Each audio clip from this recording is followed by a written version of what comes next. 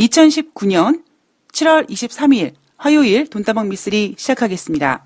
제가 지금 방송을 녹음하고 있는 시간은요, 오전 4시 45분이고요. 아직까지 미국 증시는 끝나지 않고 진행 중입니다. 상당히 심플하게 진행이 되고 있고요. 뭐 좋게 얘기하면 심플한 거고, 좀 어렵게 말씀드리면 FOMC를 앞두고 경계감, 긴장감, 관망세, 뭐 이런 모습들이 진행이 되고 있습니다. 어떻게 해서든지 일단은 시장을 무너뜨리려고 하지 않는 모습이 보이고 있고요. 조금 전에 끝난 유럽 증시도 소폭 상승 마감했습니다. 오늘 돈다방 미쓰리에서는요. 여러분들의 궁금증을 좀 몇 가지 좀 풀어드릴 거고요. 그리고 뉴욕 증시 체크를 할 거고요.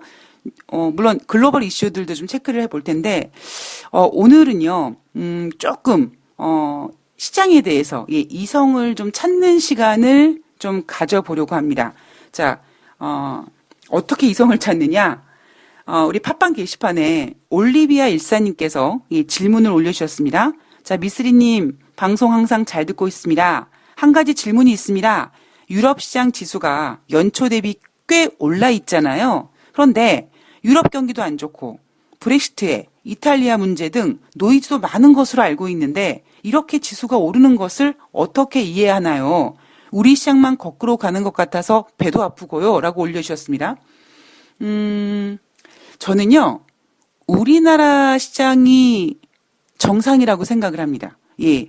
여러분들 돈다방 미쓰리를 좀 오래 들으신 분들은 작년에, 제 기억으로는 5월 4일로 기억하고 있는데, 5월 4일 날 삼성전자가 액면 분할을 해서 재상장하는 날이었습니다.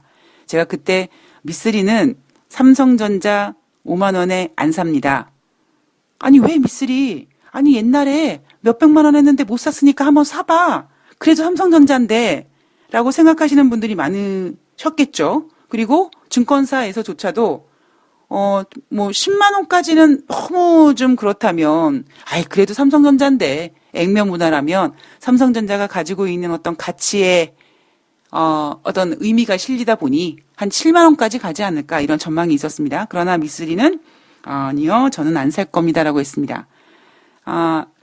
그때 삼성전자가 액면 분할하면서 나온 이야기들이 뭐였냐면 삼성전자에 관련된 얘기는 아니었고요. 한화투자증권에서 4.27 남북 정상회담, 그다음에 6.12 뭐 북미 정상회담이 잘 되면 코스피 시장이 3,000포인트 갈 것이다 라는 보고서가 나왔었죠. 미쓰리가 어린 반푼어치도 없는 소리입니다 라는 말씀을 전해드렸습니다. 우리나라 증시가 왜 안 가느냐? 사실 그동안 지수를 끌어올렸던 것은 삼성전자죠.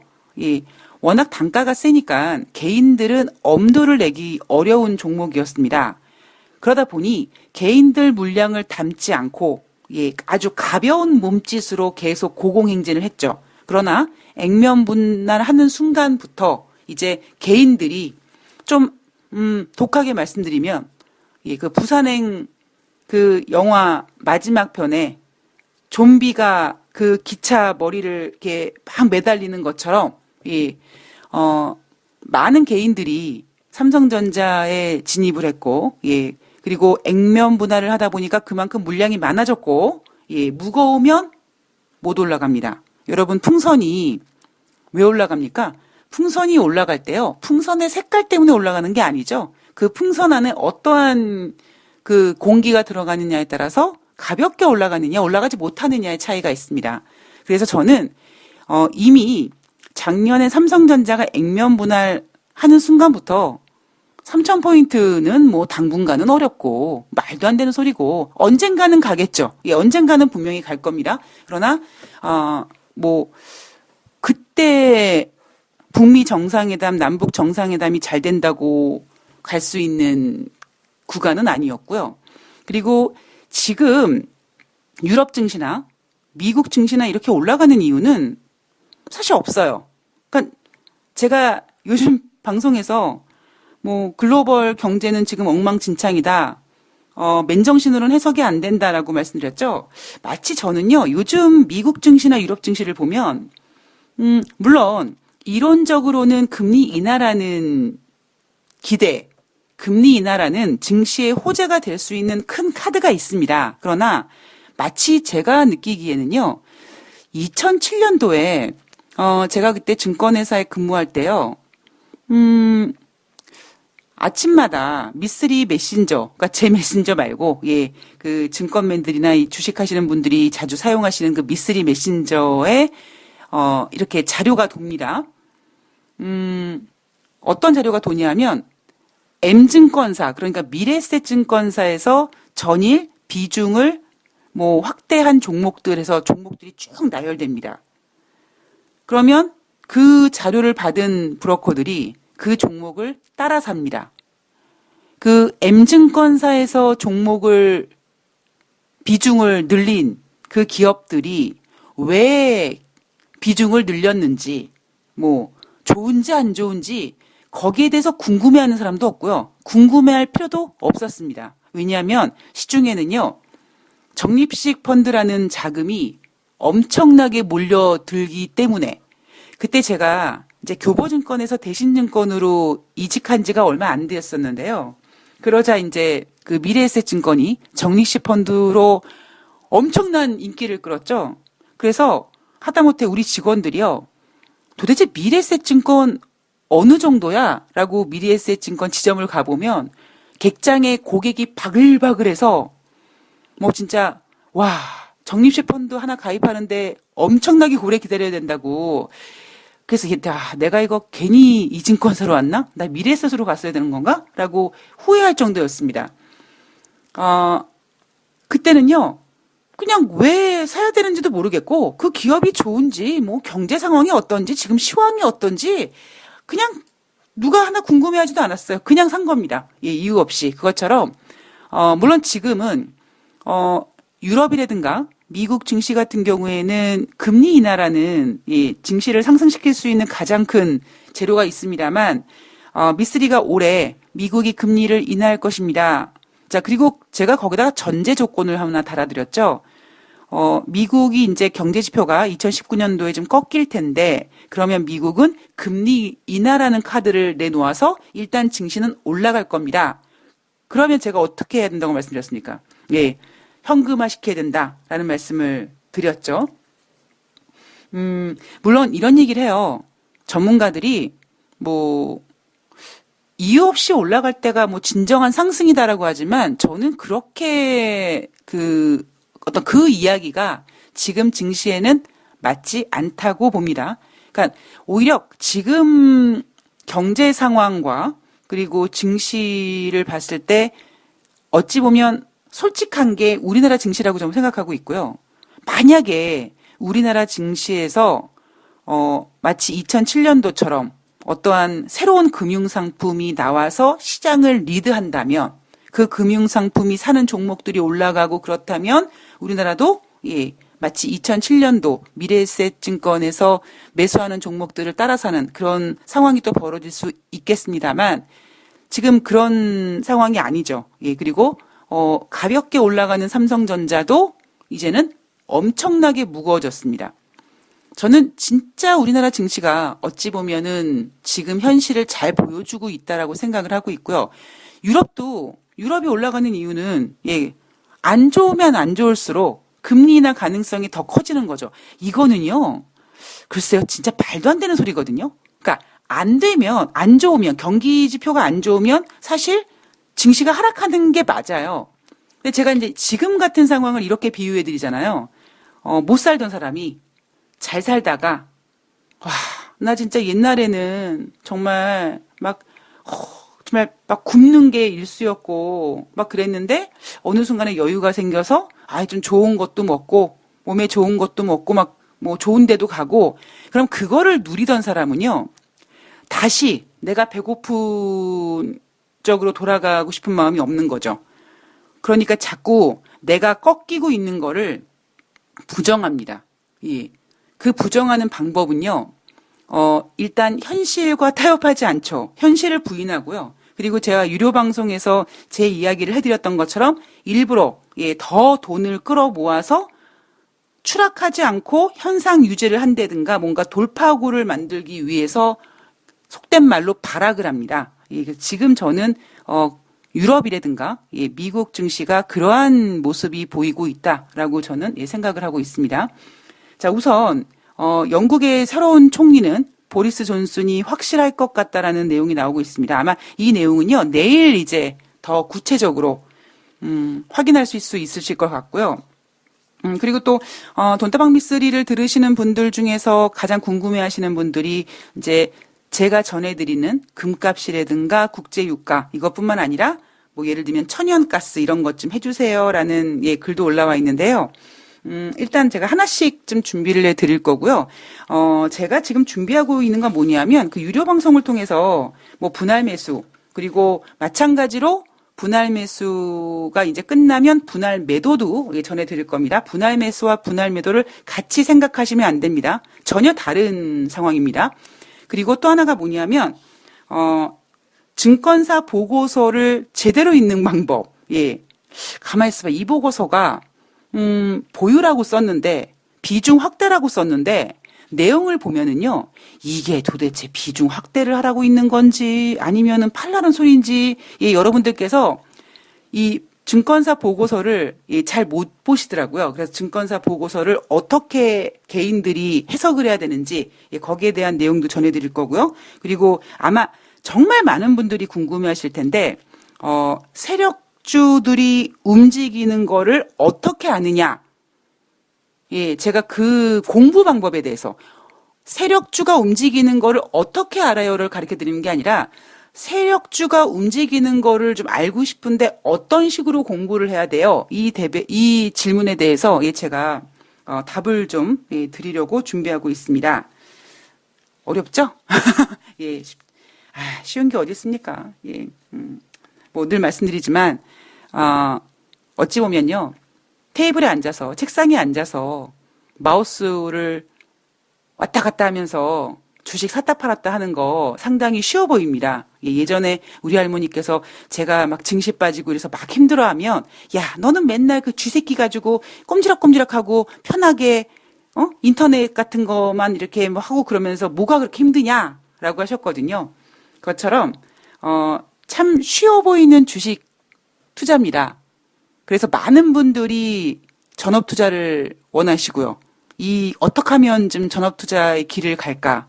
얼마나 좋아요? 아침에 일어나서 출근도 안 하고, 눈 비비고 일어나서 한 8시쯤에 책상에 앉아가지고 매매하고, 3시 전에, 3시 반 전에 수익 나면은 그냥 털고, 3시 이후부터는 자유시간. 그죠? 거기에다가 매일 돈을 벌 수 있는 기술만 있다면 거의 뭐 하늘이 준 직업이라고 볼 수 있겠죠. 그러나, 예, 그렇게 매일매일 돈을 벌면서 3시 이후에 자유로운 삶을 살 수 있는 분들이 별로 없고요. 예, 그렇게 많지 않습니다. 그리고, 어떤 자유로움과 편안함을 누리기 위해서는 엄청난 고통이 따릅니다. 제가 유로 방송을 통해서 여러분들한테 좀 부탁드리고 싶은 거는, 한번 역발상을 한번 해보십시오.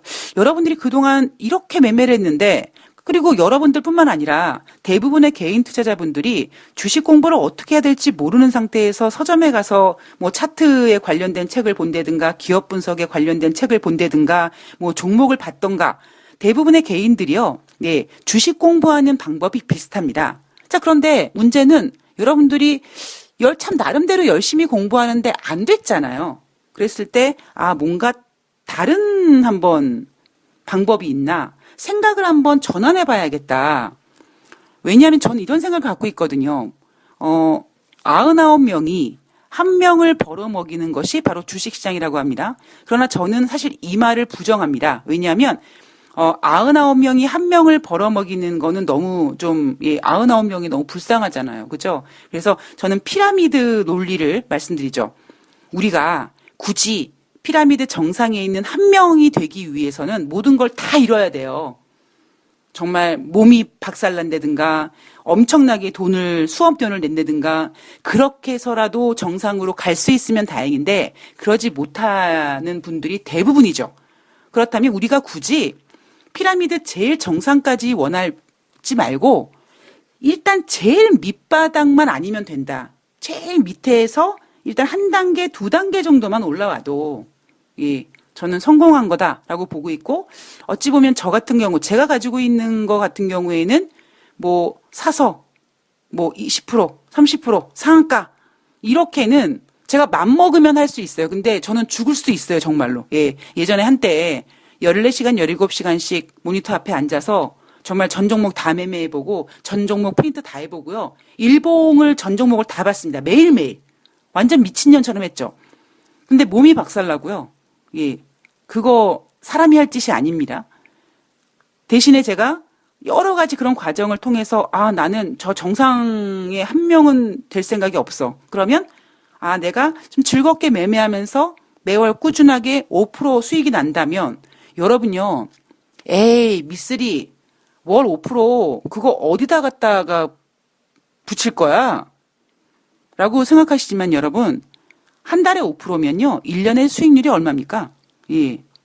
그러니까 우리가 제가 앞서도 한번 이런 말씀 드렸지만 이 주식 하시는 분들이요. 너무 간이 커요. 본인들은 그렇게 수익을 못 내매도 불구하고 은행 이자보다 좀 돈을 벌면 감사합니다, 다행입니다라고 생각을 해야 되는데 우리는 그런 생각을 못 합니다. 그런데 참 무서운 사실은요. 제가 돈 많은 분들 만나봤다고 했잖아요. 그리고 제 주변에서 주식 투자 정말 크게 하시는 고객분들 예전에 보면 그분들한테 제가 예를 들면 코스닥 종목 막 급등할 수 있는 종목들 작전 같은 종목들 이렇게 소개하면요. 그분들은 귓등으로도 안 들으십니다. 그분들의 생각은 뭐냐면 이주임 그냥 나는 1년 동안 매매해서 은행 이자보다만 많이 나오면 돼. 그게 제일 중요해. 그냥 원금만 보존하고 원금 보존이 제일 중요하고 은행에 맡기는 것보다가 좀 나면 돼. 이런 마인드를 갖고 계시더라고요. 이런 마인드를 갖고 계신 분과 나는 매일매일 10%씩 먹어야 돼. 라고 생각하시는 분과 둘이 이 무서운 주식시장에서 붙으면 누가 이길까요? 나는 매일 10%를 벌어야 되라는 분들이 백전백패합니다. 그거는 어쩔 수가 없는 그냥 완전히 진리예요, 진리. 그래서 여러분들께서 예전에 제가 했던 것처럼 그리고 제 고수들이 그렇게까지 하루에 정말 20시간 가까이 모니터 앞에 앉아서 반병신이 될 정도로 그런 시간과 돈을 허비하는 그런 것까진 가지 마시고 그냥 적당한 선에서 그리고 문제는 뭐냐면 앞으로 여러분 시장이 그렇게 호락호락한 시장이 아니라니까요. 이렇게 호락호락하지 않은 시장에서 매월 5%를 우습게 생각하시면 큰일 납니다. 예. 그래서 여러분들께 제가 돈다방 미쓰리를 통해서 유료 방송이라든가 방송에서 여러분들께 전해드리는 메시지는 다른 방송에서는 어떤 종목을 준다든가 지금 당장 오늘 어떤 시황에 대해서 이렇게 말씀을 해주시는 방송도 있지만 돈다방 미쓰리는 그런 방송이 아니잖아요. 예. 오히려 지금 상황이 안 좋으니까 저는 지금 여러분들의 손실을 좀 줄여드릴 수 있는 손실을 좀 줄이고 다음에 기회를 좀 잡을 수 있는 그래서 어느 정도 올라오면 제가 과감하게 좀 현금화하세요라고 자신 있게 말씀드리는 이유가 현금 있는 자를 이길 사람은 없다니까요. 예.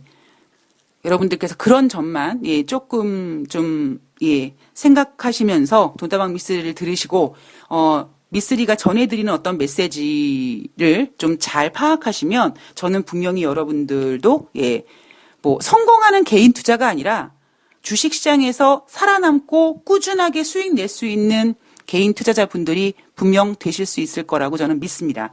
자, 오늘 돈다방 미쓰리는요. 우선 뉴욕 주식시장을 먼저 잠깐 보면요. 아직까지 뉴욕 증시 종가가 나오지 않았습니다. 우선 국제 금값 먼저 확인하면요. 전일 대비 온스당 20센트 0.01% 상승해서 1426.90달러로 마감을 했습니다. 자, 금리 인하 기대감 여전히 남아 있고요. 이 금리 인하에 대해서는 2부에서 자세하게 설명해 드리도록 하겠습니다. 그리고 국제 유가는요. WTI가 전일 대비 배럴당 59센트 1.1% 상승했습니다. 56.22달러를 기록했는데요.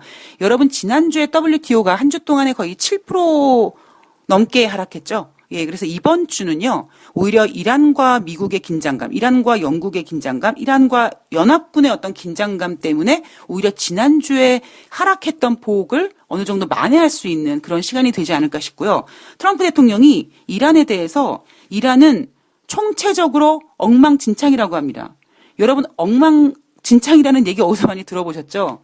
돈다방 미쓰리가 얼마 전에 예, 지금 글로벌은 엉망진창이다라고 했습니다. 자, 누가 누구한테 엉망진창이라고 하는지 모르겠습니다만 어쨌든지 예, 트럼프 대통령은 이란이 엉망진창이라고 했습니다. 자, 이란이 엉망진창이든 미쓰리가 보는 뭐 트럼프가 엉망진창이든 엉망진창은 맞긴 맞는 것 같습니다. 자, BNP 파리바에서는요, 지금까지 이란이 이렇게 깝죽깝죽거렸는데 미국이 그 이란이 깝죽거리는 부분에 대해서 미끼를 물지 않고 있다라고 얘기했습니다. 다시 말씀드리지만 사람이 다치며 예, 상황이 좀 달라질 수 있고요. 이날 발표된 경제 지표는 시카고 연방준비은행에서 발표하는 6월달 전미 활동 지수는요. 5월달에 마이너스 0.03에서 6월달에 마이너스 0.02로 뭐 조금 좋아졌는데 여전히 마이너스. 예, 이 시카고 연방준비은행 전미 활동 지수는요. 지금 작년 12월 달에 마이너스로 전환한 이후로 예, 꾸준히 마이너스를 지금 기록하고 있습니다. 자, 미국 경제 지표에서 재미있는 짓을 하나 하죠. 어떤 짓이냐면 경제 지표가 뭐 전월 대비 크게 좋아지지 않았을 때 그럴 땐 최근에 무슨 짓을 합니까? 뭐 앞선 지표를 다시 계산기를 두들겨 봤더니 뭐 마이너스 0.05였는데 마이너스 0.03으로 그렇게 나쁘지 않았었더라. 뭐 이렇게 포장을 하죠. 그래서 시카고 연방준비은행의 전미활동 지수가 5월 달에 마이너스 원래는 0.05였는데 아니야. 다시 계산기 돌게 봤더니 뭐 0.05까지는 아니고 0.03이었고 그리고 이번에 6월 달에는 0.02야. 작년 12월 이후로 계속 마이너스는 유지하고 있지만 그래도 0.05가 아니라 0.03이고 그리고 지금 이번에 6월달 지표는 마이너스 0.02니까 왠지 모르게 느낌적인 느낌이 이제 조만간 이게 회복될 것 같은 기대감을 예, 부여해주고 있습니다. 자, 경제지표 이날 전미활동 지수 하나 발표가 됐고요. 자, 2부에서 뉴욕 증시 어떻게 마감했는지 다시 한번 확인해 볼 거고요. 금리 인하에 대한 이야기 그리고 이란에 대한 이야기 이거 조금 예, 비중 있게 여러분들께 전해드리도록 하겠습니다. 2부에서 뵙겠습니다. 여러분들 좋아요, 구독하기, 댓글 달기 해주시고요. 2부에서 뵐게요.